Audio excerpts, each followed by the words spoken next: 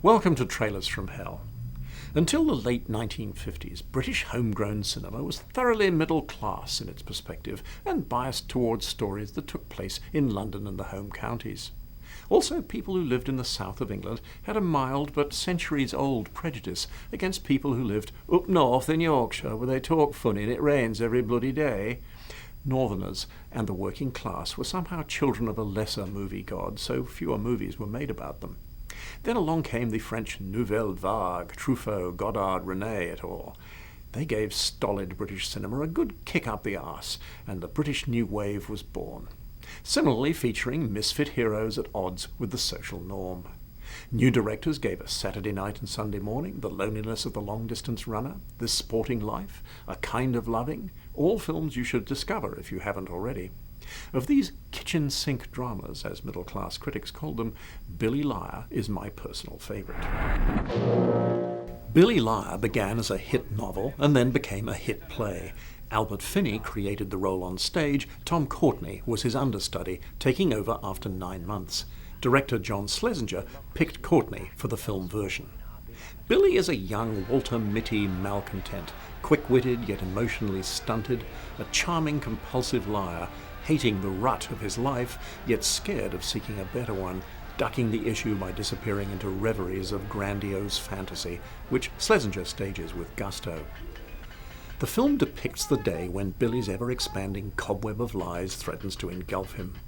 Director Schlesinger set the story against a canvas of northern England in social transition 15 years after World War II. Slums are being replaced by low-cost, high-density housing, post-war austerity is giving way to consumerism, a lower middle-class bourgeoisie is developing, conservative values of the past are being challenged by the emerging hedonism of the 60s.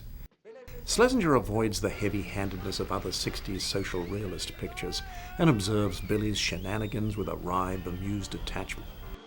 Tom Courtenay's career was hot for a while. He scored a Best Supporting Actor Oscar nomination for Dr. Zhivago, but he didn't enjoy the filmmaking process. He preferred the stage and took a deliberate 10-year break from movies, so Hollywood moved on. The supporting cast is a who's who of gifted British actors of the day. Leonard Rossiter is hilariously creepy as Billy's employer, Shadrach the Undertaker. Kubrick cast him in 2001, A Space Odyssey, and again in Barry Lyndon.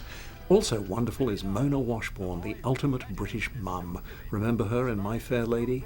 She is particularly effective in the hospital scene with Billy, where Schlesinger temporarily curbs his restless camera and sits on her performance for the scene, making it all the more poignant.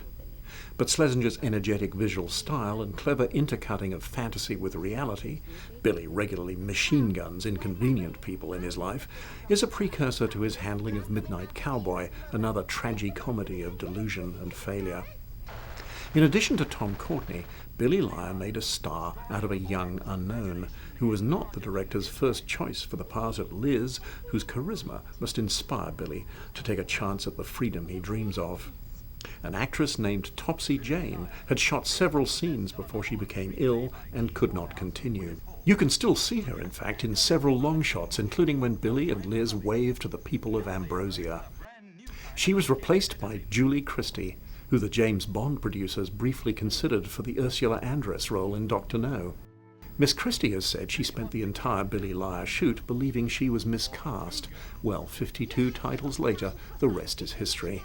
She re-teamed with Schlesinger in 1965 for Darling, which won her both a BAFTA and an Academy Award. John Ford cast her in Young Cassidy, Truffaut in Fahrenheit 451, Altman in McCabe and Mrs. Miller.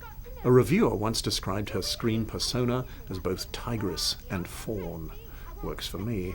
A superb cast and the deft writing of Keith Waterhouse and Willis Hall make Billy Liar the most fun of the Brit New Wave films. It's the only one intended largely as a comedy. Laughter makes its difficult truths and bitter edge more palatable. Would any studio today permit the uncompromising ending? I doubt it, but it's the right ending. The film failed in America on its first release, not long after the Kennedy assassination and before the arrival of the Beatles made northern accented English acceptable to the American ear.